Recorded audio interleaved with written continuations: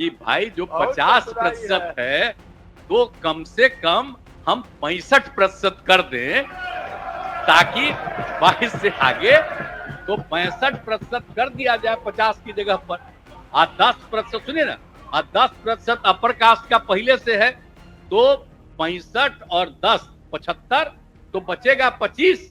तो पहले 40 सबको फ्री था, अब 25 फ्री हो जाएगा। 50 में 22 हटेगा तो मात्र 28% न बचा पिछड़ा और अति पिछड़ा के लिए।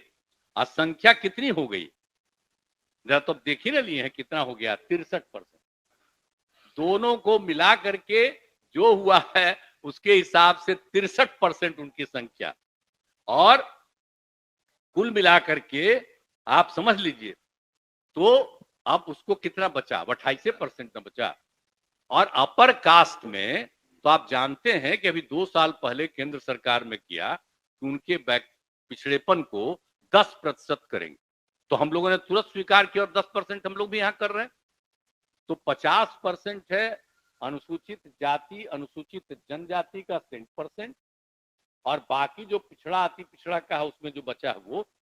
और फिर अब केंद्र ने 50 के अलावे 10 किया, उसको स्वीकार किया गया, तब तो अपर कास्ट में 10%।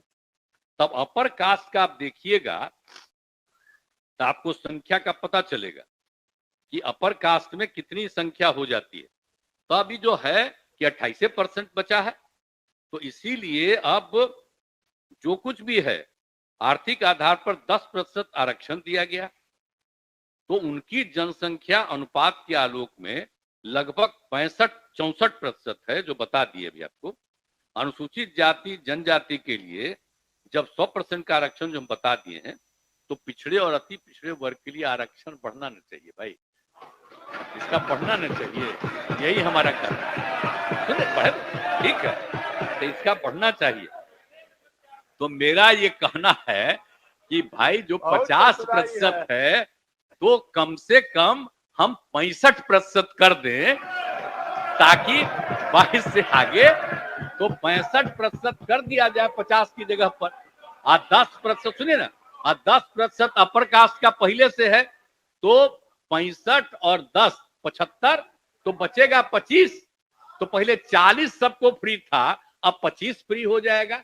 लेकिन बाकी का पिछड़ा और अति पिछड़ा की संख्या को भी कम से कम अब कुल मिलाकर के, और SC ST को जो 50 है उसकी जगह पर हम लोग 65 कम से कम कर दें, यह आप लोगों से परामर्श है।